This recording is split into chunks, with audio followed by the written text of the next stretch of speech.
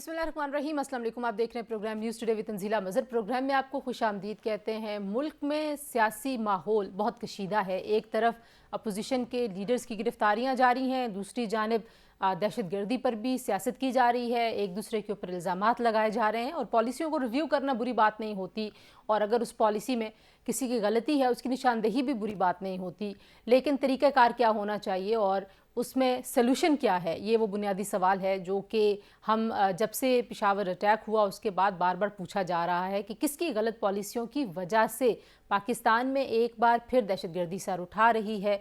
और जाहिर है ये सिर्फ एक सूबे की, एक शहर की बात नहीं है, ये पूरी रियासत के अमन व अमान की और पूरी रियासत की बका की बात है। और इसमें जब तक तमाम स्टेक होल्डर एक साथ बैठ के बातचीत नहीं करते और इश्तराक की बुनियाद पर पॉलिसी नहीं बनाई जाती तो ज़ाहिर है उसका हल सामने नहीं आ सकता। तो एपिक्स कमेटी का जो इजलास हुआ, पाकिस्तान तहरीक इंसाफ को उसमें जाना चाहिए था, नहीं जाना चाहिए था, क्या वो APC में आएंगे नहीं आएंगे? असद उमर साहब ने जो बात की उससे हिंट मिलता है कि शायद वो APC में भी नहीं आएंगे। और अगर इस सारे अमल से इमरान खान साहब बाहर रहेंगे, और क्या इस बाहर रहने की बुनियादी जिम्मेदारी हमें हुकूमत पर डालनी चाहिए क्योंकि हुकूमत ने वो माहौल नहीं बनाया, या इमरान खान साहब को भी कुछ दिल बड़ा करना चाहिए? इस बात का हम आज के प्रोग्राम में जी कुछ जायज़ा लेंगे। कुछ आज की बड़ी अहम डेवलपमेंट भी हैं और बड़ी इंटरेस्टिंग डेवलपमेंट्स हैं। एक तो ज़ाहिर मरीम नवाज़ साहिबा जब वापस आई हैं, अब वो चीफ ऑर्गेनाइज़र हैं अपनी पार्टी की, तो उन्होंने आज सोशल मीडिया से बात की, जो उनकी टीम है, और सोशल मीडिया की टीम को उन्होंने मशवरे तो बड़े अच्छे दिए। उन्होंने कहा जी कि आप दुश्मनी ना बनाएं अपने मुखालफिन के साथ, और अपनी ज़बान को, अपने लहजे को सियासी तौर पर बहुत बेहतर बनाने की ज़रूरत पर उन्होंने ज़ोर दिया। अच्छी बात है। दूसरी जानिब जो IMF की शराइत हैं उन पर अमल दरामद, ज़ाहिर है उसका आगाज़ हो गया था। पहले पेट्रोलियम मसनूआत की कीमतों में इजाफ़ा हुआ, कुछ और शराइत भी हैं IMF की, और IMF जो है वो चाहता है कि पाकिस्तान में वो इस्लाहात हों जिसमें ट्रांसपेरेंसी बढ़ना शुरू हो जाए। तो आज एक बड़ी अहम डेवलपमेंट हुई है। जो सरकारी अफसरान हैं ग्रेड 17 से 22 तक, उनके और उनके अहल खाना के असासों को गोशवारों में ज़ाहिर करना लाजमी करार दे दिया गया है, और ये बड़ा वेलकमिंग है क्योंकि इसके लिए बहुत ज़्यादा गुफ्तगू होती रही है पाकिस्तान में, लेकिन ब्यूरोक्रेसी हमेशा ऐसे रिफॉर्म्स के रस्ते में आती रही है। लेकिन ये नोटिफिकेशन जारी हो गया है तो ये पाकिस्तान के निज़ाम की बेहतरी के लिए, लेकिन चले हम जिसके भी कहने पे कर रहे हैं, ये शुरुआत हो गई है। बैंक्स को ये कहा गया जी कि वो सरकारी अफसरान के जो अकाउंट्स की डिटेल्स हैं वो किसी के साथ शेयर नहीं करेंगे, और वैसे भी ज़ाहिर है एक डाटा प्राइवेसी का एक कानून होना चाहिए, और सारी दुनिया में है, हमारे यहाँ ज़रा ये कवानीन कमज़ोर हैं। तो IMF की मज़ीद शराइत हम जब मानेंगे तो हो सकता है कि हमारे लिए जो किस्तानी है वो आ जाए। जो तकनीकी तमाम मामलात हैं उन पे बातचीत मुकम्मल हो चुकी है, और हम जो कोशिश कर रहे थे कि थोड़ी सी हमें छूट मिल जाए, थोड़ा सा फ्लेक्सिबल हो जाए IMF, तो ख़बरें ये आ रही हैं जी कि उन्होंने पाकिस्तान की तरफ से ऐसी तमाम तजावीज़ को मुस्तरद कर दिया है, और आपको मिनवन उन शराइत पर अमल दरामद करना पड़ेगा जो आपने मुआहदे में पहले मानी थी। तो ये वो मामलात हैं जी हम सामने रखेंगे। हमारे साथ मौजूद हैं इब्राहिम खान साहब, पाकिस्तान तहरीक इंसाफ के सीनियर रहनुमा हैं जी, हमें ज्वाइन कर रहे हैं। राना एहसान अफजल साहब पाकिस्तान मुस्लिम लीग नवाज़ के मरकज़ी रहनुमा हैं। शहबाज शरीफ साहब के वज़ीर आज़म के कोऑर्डिनेटर भी हैं ई-कॉमर्स पे, और शाहिद रिंद साहब सीनियर सहाफ़ी तजियाकार हमें ज्वाइन कर रहे हैं।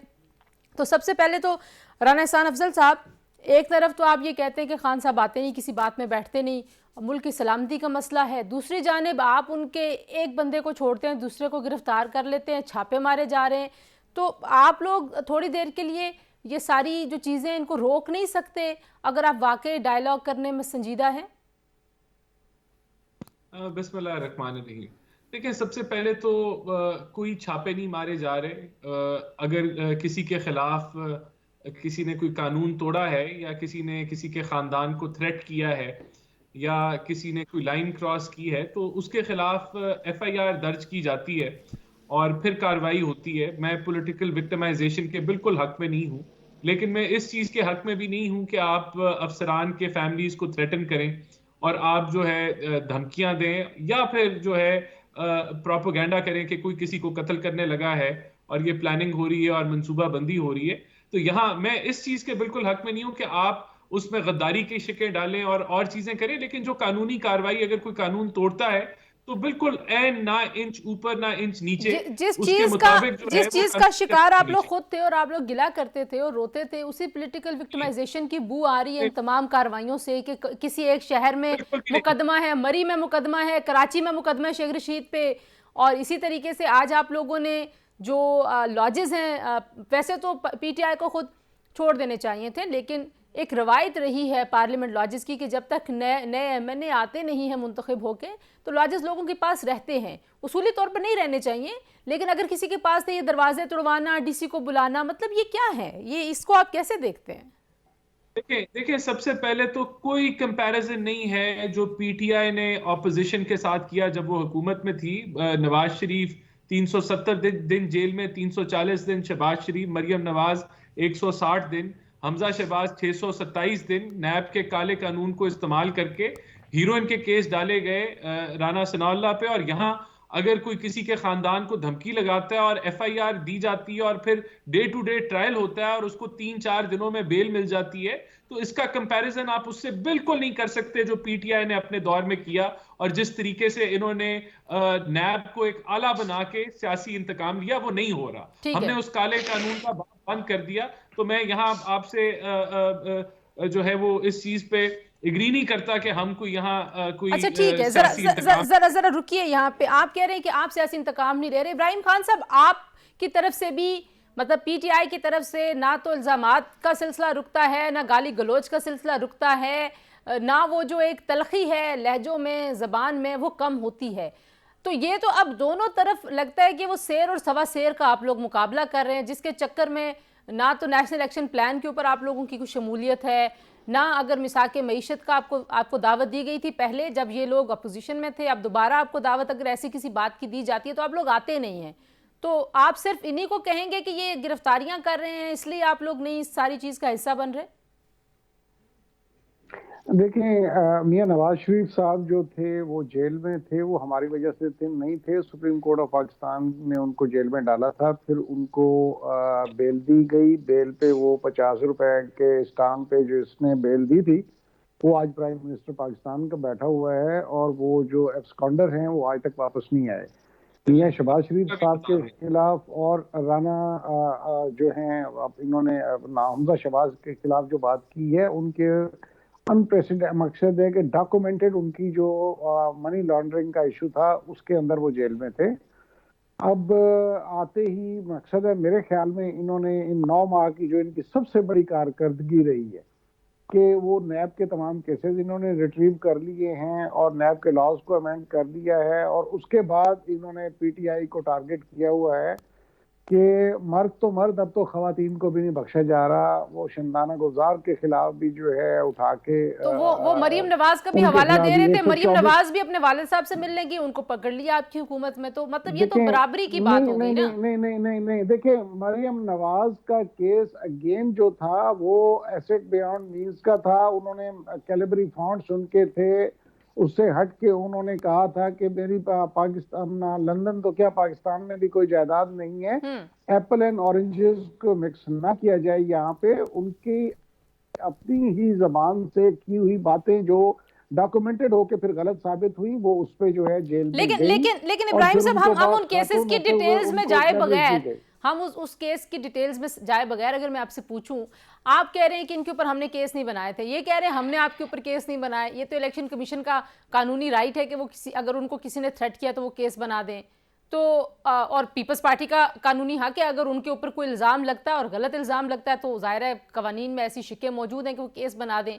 तो फिर तो ये केस खत्म हो गया ना। आप कह रहे हैं कि हमने आपको नहीं पकड़ा था, ये कह रहे हैं हम आपको नहीं पकड़ रहे, तो फिर तो मेरा ख्याल है कि बात करने की जरूरत नहीं रहती। मुझे सिर्फ एक बात का जवाब दे दें कि एक अगर वकुआ होता है और वो एक जगह पे इंसिडेंट जो होता है उसकी एक एफआईआर होती है, एक केस की 50-50 एफआईआर नहीं होती और वो चारों सूबों में एफआईआर नहीं दर्ज कराई जाती। ये सारी चीजें जो हैं ये पॉलिटिकल विक्टिमाइजेशन और फैशिज्म और 124A जो इन्होंने मकसद है वो अंग्रेज के वक्त का कानून था, वो ये साबित कर रहे हैं कि अच्छा, मैं आपको इसके जवाब में ये नहीं कहूंगी कि आपके जमाने में भी हो रहा था, लेकिन मैं शायद रिंद साहब के पास चली जाती हूँ। शायद रिंद साहब, दोनों सियासी फरीकैन की आपने गुफ्तगू सुन ली क्या वाकई पॉलिटिकल विक्टिमाइजेशन नहीं हो रही अभी जो पाकिस्तान तहरीक इंसाफ के साथ हो रहा है? और अगर कल नवाज लीग के साथ और पीपल्स पार्टी के साथ ये होता हुआ गलत था, तो आज तहरीक इंसाफ के साथ होता हुआ भी तो गलत होना चाहिए। तो आज हुकूमत क्यों भूल गई है कि पॉलिटिकल विक्टिमाइजेशन नहीं करनी? देखें, हमारी सियासी जमातों का ये अलमिया रहा है, तंजीला, इन्होंने कभी भी हर चीज को, ये आइन की किताब से लेकर मुल्क के कवानीन को, जब ये इनके फेवर में होते हैं बड़े अच्छे होते हैं, जब इनके फेवर में नहीं जा रहे होते तो फिर अदलिया भी बुरी हो जाती है, एस्टैब्लिशमेंट भी बुरी हो जाती है, जर्नलिस्ट भी लिफाफे हो जाते हैं। सियासी जमातों में जो बर्दाश्त का अमल है, देखें, ये बर्दाश्त का अमल सियासी जमातों में तरबियत से आएगा, जो आपकी तंजीमें हैं उनको बनाने से आएगा। सियासी लोगों की तरबियत की हालत यह है कि आपकी जो टॉप लीडरशिप है वो जिस किस्म की गुफ्तगू कर रही होती है, उसके बाद चाहे पीटीआई में फवाद चौधरी हो, पीपल्स पार्टी में शाजिया मरी हो या नून लीग में मरियम औरंगजेब हो, तो उन्होंने फिर लीडरशिप को खुश करना है और उनसे नीचे फिर जो उनके आजकल कीबोर्ड वॉरियर्स हैं, मतलब मैं और आप किसी पे आज अगर नून लीग के हक में एक लफ्ज कहेंगे तो पीटीआई से गालियां पड़ती हैं, अगले दिन पीटीआई के हक में मैं और आप एक जुमला लिखते हैं एज ए जर्नलिस्ट, हमारी ओपिनियन है इशू पे बदलती रहती है। लेकिन इस सारे सिनेरियो के बावजूद आपको लगता है कि पीटीआई को एपेक्स कमेटी में जाना चाहिए था? देखिए, apex committee is a not issue of politics. 100 लोग शहीद हुए हैं, 100 जवान, 100 घराने जो है उससे इफेक्ट हुए हैं, 50 लोग जख्मी हैं। एपेक्स कमेटी की मीटिंग पॉलिटिकल इश्यूज के लिए नहीं थी, वो रियासत के लिए थी। पीटीआई को इससे बड़ा होकर सोचना चाहिए था और एपेक्स कमेटी की ना सिर्फ मीटिंग में जाना चाहिए, बल्कि मैं समझता हूं कि एपीसीबी जो प्राइम मिनिस्टर ने बुलाई है, अगर पीटीआई उसमें जाए और इनकी तमाम बातों को रद्द करे, लेकिन वहां पर उसकी रिप्रेजेंटेशन जरूरी है। एक डेमोक्रेटिक पार्टी किस तरह वो जो फोरम्स हैं जहां पर जाके बात करने की जरूरत है वो उनसे भागेगी, तो फिर वो किस तरीके से अपनी बात को आगे ले जाएगी। इब्राहिम साहब, ये जरा इस पे जी शायद से बात पूरी कर लीजिए। मैं इब्राहिम साहब से इस पे कमेंट लेना चाहता हूं। आज मैं सिर्फ एक छोटी सी चीज देख रहा था कि हमसाया मुल्क है, वैसे उनकी जमहूरियत हमसे बहुत मुस्तहकम है। मोदी साहब वहां पिछले दूसरे तीसरे टेन्योर से वजीर आजम आ रहे हैं। वहां पर राहुल गांधी ने जो काम किया है, उन्होंने पूरा इंडिया ब्लॉक नहीं किया, उन्होंने दिल्ली के घेराव की धमकी नहीं दी, उन्होंने जोदो यात्रा जो उनकी चल रही है, मैं आज इंडियन मीडिया पे देख रहा था, उनकी जो रेटिंग्स हैं माजी की, उससे राहुल गांधी आगे गए। तो खान साहब बिल्कुल डेमोक्रेटिक स्ट्रगल करे, पूरी पीटीआई करे, लेकिन मुल्क को यरगमाल बनाना, निजाम को यरगमाल बनाना, इब्राहिम साहब, आप लोगों को जाना चाहिए था एपेक्स कमेटी में। बहुत सारे लोगों का ये ख्याल है, क्योंकि ये सियासी एजेंडा तो था नहीं, तो रियासती एजेंडा था, तो क्यों नहीं गए आप लोग? मैं सिर्फ इतना जवाब देना चाहूंगा कि राहुल गांधी को गोलियां नहीं मारी गई थी, गोलियां मार के जख्मी करके उनको चलने के काबिल नहीं छोड़ा गया था कि फिर बाद में उनको बुलाया जाता और वो उसमें शिरकत ना कर पाते। हाँ, हमारी सेकंड टियर जो है लीडरशिप की, उनको जाना चाहिए था, क्योंकि खान साहब इस वक्त भी जो है इस काबिल नहीं है कि वो ज्यादा ट्रेवल कर सकें। तो सेकंड टियर को जो है वो बिल्कुल नेशनल इश्यूज पे, पाकिस्तान है तो हम सब हैं। लेकिन जाहिर है ये तो खान साहब का फैसला है ना, ये तो पार्टी का फैसला है।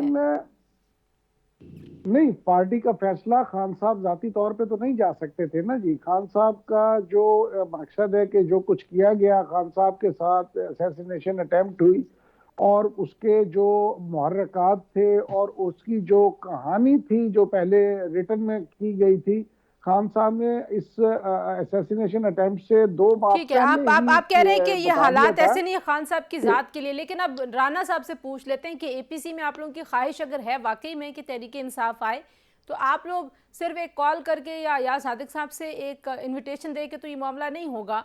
जैसे पहले नवाज शरीफ साहब ने बराह रास्त इमरान खान साहब को कहा था जब एपीएस हुआ, तो अभी शहबाज शरीफ साहब क्यों नहीं बात करते इमरान खान साहब से, एक कॉल कर लें? क्या मुजायका है? क्योंकि जब आप हुकूमत में हैं तो आप बड़े हैं और आपके ऊपर ज्यादा बड़ी जिम्मेदारी है इत्तेफाक राय पैदा करने की।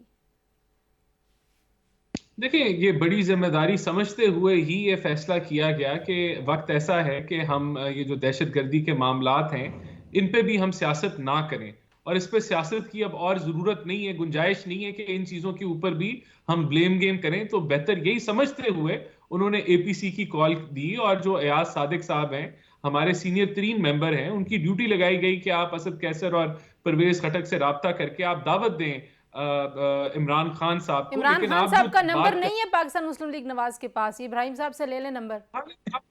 आप जो बात कर रही हैं इसमें कोई खराबी नहीं होगी अगर शहबाज शरीफ साहब खुद भी उनको कॉल कर लें। मेरे ख्याल से अच्छी तजवीज़ है और आपके प्लेटफॉर्म से ये आवाज़ जाएगी। मैं भी रेकमेंड करूंगा कि आप खुद भी कॉल कर लें ताकि कोई कसर ना रह जाए। और मैं तो, आप यकीन करें, मैंने तो आज से महीना पहले ये कहा था कि हमें इस चीज़ की ज़रूरत है कि हम वहां चले जाएं, दावत तो दें, और इस ये जो एक जो स्टैंड स्टिल हुआ है मामला ऑपोजिशन हुकूमत का कि कोई बातचीत भी नहीं है, वो खत्म हो। लेकिन देखिए, मैं यहाँ जरूर मुझे कहना पड़ेगा कि एक जो इंतहाई पोलराइजेशन का माहौल है उसके ऊपर जरूर आप फैसला करें या ऑडियंस फैसला करे कि किसकी जिम्मेदारी ज्यादा है। यानी कि जब ये हुकूमत में थे तब भी ऑपोजिशन से कोई बातचीत नहीं थी, तब भी ऑपोजिशन को एक कॉर्नर किया गया था, और आज जब ये ऑपोजिशन में है तो ये कौन सा अच्छा, जरा ऐसा लीडर है जिसकी ब्रेक से वापस आते हैं तो इन्होंने पूछते कहा- हैं शायद रिन साहब, क्योंकि यहाँ पे हमें न्यूट्रल ओपिनियन देंगे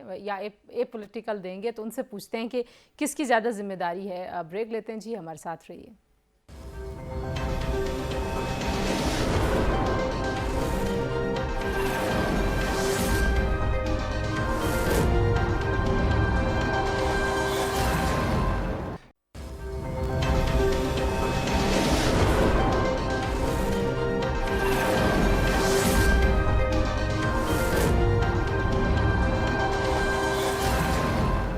जी, प्रोग्राम में एक बार फिर आपको खुशामदीद कहते हैं। शायद रिन साहब, पहले तो आप बताइए कि जिम्मेदारी अब हम किस पे ज़्यादा डालें।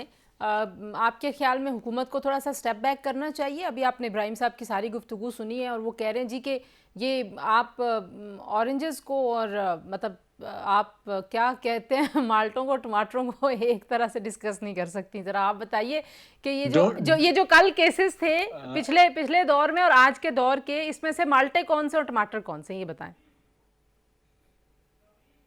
देखिए, मेरा ख्याल है इसमें माल्टे माल्टे ही हैं और टमाटर टमाटर हैं। एक चीज याद रखें, मैंने आपसे थोड़ी देर पहले जो बात की थी उसी बात को दोबारा दोहराने की मेरा ख्याल है जरूरत नहीं है। शेख रशीद के ऊपर एक एफआईआर की जाती तो मैं समझता कि ये इंतकामी कार्रवाई नहीं है, लेकिन 2 से 3 एफआईआर होना ये बताती है कि ये इंतकामी कार्रवाई है। फवाद चौधरी के खिलाफ एक केस था। हाँ, ये बात राना साहब ने भी थोड़ी देर पहले कही, 3-4 दिन में उनकी पेशियां हुई। माजी में ये भी नहीं होता था। चलें, थोड़ा बहुत मौजूदा हुकूमत अगर सीखी है तो बेहतर है, लेकिन ओवरऑल जो हम बात कर रहे थे या थोड़ी देर पहले बात हो रही थी कि किसे पहल करनी चाहिए एपीसी के हवाले से या हुकूमत को आगे बढ़ना चाहिए, मैं तो समझता हूं कि वजीर आजम को उससे एक कदम आगे बढ़ के एपीसी के दावत के साथ साथ वो फिर खान साहब को दावत दें कि आए ग्रैंड नेशनल डायलॉग करते हैं, बैठते हैं वे। क्योंकि देखें, बगैर बैठे, बगैर बातचीत किए ना तो जमहूरियत आगे बढ़ सकती है, ना पार्लियामान आगे बढ़ सकती है, ना मुल्क आगे बढ़ सकता है।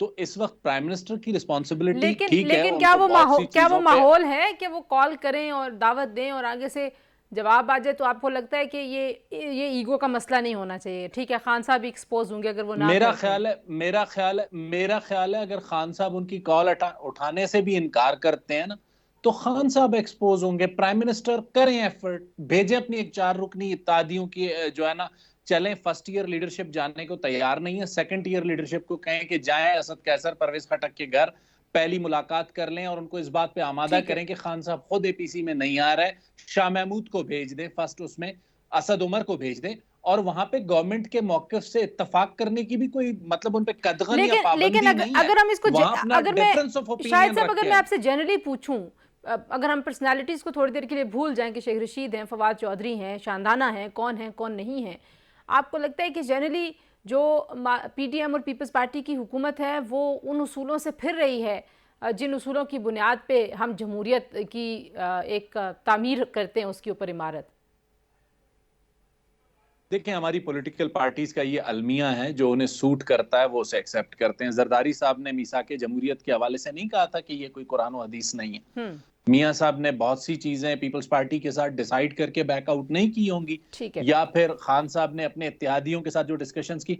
पॉलिटिकल पार्टीज का ये अलमिया है, अगर ये अपनी बातों पे खड़े रहें तो फिर ये सियासतदान क्यों कहलाएं? वो उसको उसूल समझते हैं जो उनको सूट करता है, लेकिन मैं समझती हूँ कि सियासत जो उन्हें सूट कर रहा हो वो उसूल ठीक है। ठीक है इब्राहिम साहब, ये पत्ते और ये कार्ड्स हैं मेरे पास और मैं कार्ड्स शो करूंगा। मैं तो अब इन टर्म्स से बड़ी वो हो गई हूँ कि ये तो रियासत के मामलात हैं, सियासी फैसले तदब्बर के साथ होते हैं। खेल में तो आप बहुत सारा शुगल मेला भी कर रहे होते हैं, लेकिन रियासत के साथ आप नहीं कर सकते। तो खेल के टर्म्स को मैं साइड पे रखते हुए अगर आपसे पूछूं कि ये अब ये जो यू टर्न है कि खान साहब नहीं लड़ेंगे इलेक्शन 33 नशिस्तों पे, मुझे तो खैर ये बहुत पसंद आया ज़ाती तौर पे, क्योंकि मैं समझ रही थी कि इतने सारे पैसे ज़ाय होंगे। खान साहब ज़ाहिर है एक नशिस्त रख सकते हैं, लेकिन अब मैं ये भी सोचती हूँ कि आप लोग अगर पीडीएम और पीपल्स पार्टी ने खैर कहा था अगर पीडीएम यानी कि नून लीग अगर आपके मुकाबले में कंटेस्ट नहीं करती तो फिर इन इलेक्शंस का क्या मतलब होगा, मकसद क्या होगा? देखिए, पहली बात तो ये है कि ये मामलात इस हद तक क्यों पहुंचे। ये पिछले 6-7 माह से ढंडोरा पीट रहे थे कि जी आप आए, आप असेंबली में आए, कंट्रीब्यूट करें, एज अपोजिशन आप बैठ के बात करें, मुल्क के लिए करें। और जो ही हमने कहा कि ठीक है हम वापस आते हैं, तो इन्होंने फौरी तौर पे 3 दिन के अंदर जो है या 4 दिन के अंदर शायद स्पीकर साहब ने, बल्कि हम सब लोग चल के गए तो स्पीकर साहब गायब हो गए। और मकसद वो कुर्सी पड़ी हुई थी तो हम उसके गिर्द जमा होके और फिर वहां से हम वापस आ गए। लेकिन इब्राहिम साहब, आप लोग भी तो असेंबली में बैठ के कोई उसका हिस्सा नहीं बनने गए ना। आपने कहा जी हम बैठने नहीं आए, हमें अगले निगरान सेटअप में अपनी मर्जी चाहिए। मतलब इसको कैसे? देखिए, हम जो भी देखिए, हम गए थे अपने इस्तीफे वापस लेने के लिए कि हम अपने इस्तीफे वापस ले रहे हैं।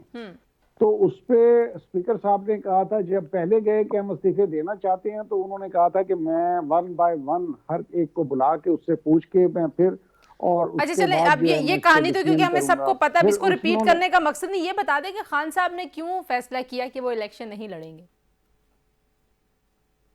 देखिए, ये हमारा पार्टी का अपना फैसला है। हम इनके जो है इनको हर लेवल पे पाकिस्तानी कौम के सामने जो है वो एक्सपोज करते आ रहे हैं कि ये कह क्या रहे हैं, कर क्या रहे हैं। जब इनकी हुकूमत नहीं आई थी ये आप टीवी पे बैठते तो ये हमें बताते थे कि जी पाकिस्तान में जितने अंडे और टमाटर हैं वो आपके लिए इकट्ठे हुए हैं। जब आप इलेक्शन में जाएंगे तो लोग आपको अंडे और पत्थर और पता नहीं क्या क्या ये कहते थे आपको मारेंगे। जिस वक्त आटा 60 रुपए केजी था, आज 140 रुपए केजी पे चला गया है। पेट्रोल 150 रुपए था, वो चले आज ये अंडे पड़ने का खतरा नहीं है। अंडा इतना महंगा हो गया कि खाने के लिए लोग नहीं खरीद सकते, किसी को मारने के लिए क्या खरीदेंगे? जरा एक सेकंड मुझे दीजिए, मैं राना साहब से पूछ लूं। मैं वही पूछना चाह रहा हूं ना। ठीक है, जो रेटरिक ये मैंने महंगाई और IMF के ऊपर बात करनी है। क्या है जी, मैं जरा ये जो इंतखाब वाला मामला इस पर राना साहब से क्विकली पूछ लूं। राना साहब, आपकी जमात ने फैसला किया था कि आप इलेक्शन नहीं लड़ेंगे क्योंकि खान साहब सारी नशिस्तों से इलेक्शन लड़ रहे हैं। अब वो फैसला उनका तब्दील हो गया। अब आप लोग क्या इस फैसले को रिव्यू करेंगे, रिविजिट करेंगे या नहीं करेंगे? आप लोग नहीं कंटेस्ट करेंगे PTI के लोगों के खिलाफ? देखिए, ये एक और यू टर्न है, और लेकिन मैं समझता हूँ ये अच्छा यू टर्न है, क्योंकि मुल्क के पैसे का ज़्या होना था, टाइम का ज़्या होना था, और बाद में जो है एक ही सीट आप रिटेन कर सकते हैं। तो इसके ऊपर ये अभी फैसला हुआ है। मेरे ख्याल से ये सिनारियो को चेंज कर देता है। मुमकिन तौर पे हो सकता है अब PDM ये फैसला करे कि हम अपने कैंडिडेट्स जो हैं वो इनके खिलाफ खड़े करेंगे और फिर इलेक्शन जो है वो एक दूसरे के साथ कंटेस्ट हो। नहीं, लेकिन अगर आप नहीं करते तो यही लोग वापस आ जाएंगे। तो ये सारा जो इस्तीफे मंजूर होने, इनके लॉजेस खाली करने, तो ये तो मतलब ये तो कुछ भी नहीं है। अब मैं इसको मिसाल देना चाहती हूँ पर मैं दे नहीं सकती हूँ कि आप लोग क्या कर रहे हैं। कम हो जाते हैं ना, क्योंकि तब अगर इमरान खान साहब खुद अकेले खड़े होते सीटों पे तो फिर तब का वो फैसला था PDM का। लेकिन क्योंकि अब वो सिनारियो अगर चेंज हो जाता है तो ये बिल्कुल मुमकिन है कि PDM अपने कैंडिडेट्स खड़े करे और ये 1-on-1 कॉन्टेस्ट हो, कैंडिडेट टू कैंडिडेट कॉन्टेस्ट हो। तो इसमें ये बिल्कुल ठीक है। इब्राहिम साहब, इसी तरफ मेरे ख्याल से हमें जाना इतना मैं सिर्फ इतना कहना चाह रहा था कि ये कौमी असेंबली को कौमी असेंबली नहीं इत्तेफाक फाउंड्री बना के चला रहे हैं। तो नहीं, इसमें एक पॉइंट पे जरूर ऐड करना चाहूंगा। हो जाता है और कभी उल्टा हो जाता है, कभी लोहा जो है लाल हो जाता है, कभी उसको सर्व कर देते हैं, फिर पानी डाल के फिर मैं राना साहब से कहूंगी इस पे रिस्पॉन्ड करें। जैसे आप लोगों ने कौमी असेंबली चलाई है ऑर्डिनेंस खेलते हुए, अब उस पे मैं क्या बहस करूंगी? राना साहब, असेंबली को मजाक अगर बनाया तो वो इमरान खान ने 2 सूबाई असेंबलियों को डिसॉल्व करके बनाया, और उसके बाद अगर वो असेंबली में वापस आना चाह रहे थे तो वो कतन अवामी मसाइल पे वापस नहीं आना चाह रहे थे, ना वो कमेटियां चलाने आ रहे थे, ना वो पाकिस्तान के मसाइल हल करने आ रहे थे। वो वहां भी गंदी सियासत करने आ रहे थे, जिसका दरवाजा रोका गया। इन्होंने इस्तीफे दिए हुए थे और एक बाब मैं समझता हूं ये भी बंद हो गया कि आइंदा पीटीआई जिस तरह 2014 में या पता नहीं 15 में इन्होंने इस्तीफे दिए थे, फिर अब इस्तीफे दिए, तो वो अब ये दोबारा इस्तीफे नहीं देंगे, क्योंकि ठीक हो इनको गया। पता है आप इनके इस्तीफे बिल्कुल सही सही। मैं जरा एक ब्रेक ले लूं। शायद सब आपसे भी मैंने पूछना है कि क्या पीडीएम को कंटेस्ट करना चाहिए नहीं, और फिर ये जो आईएमएफ की शराइत मानते हुए हमने कुछ रिफॉर्म्स करने की तरफ कदम बढ़ाया है, इससे कितना फ़ायदा होने वाला है पाकिस्तान को, और महंगाई का खात्मा कर सकेगी मौजूदा हुकूमत, यानी इन सब बातों पर बात करते हैं। जी ब्रेक लेते हैं, हमारे साथ रहिए।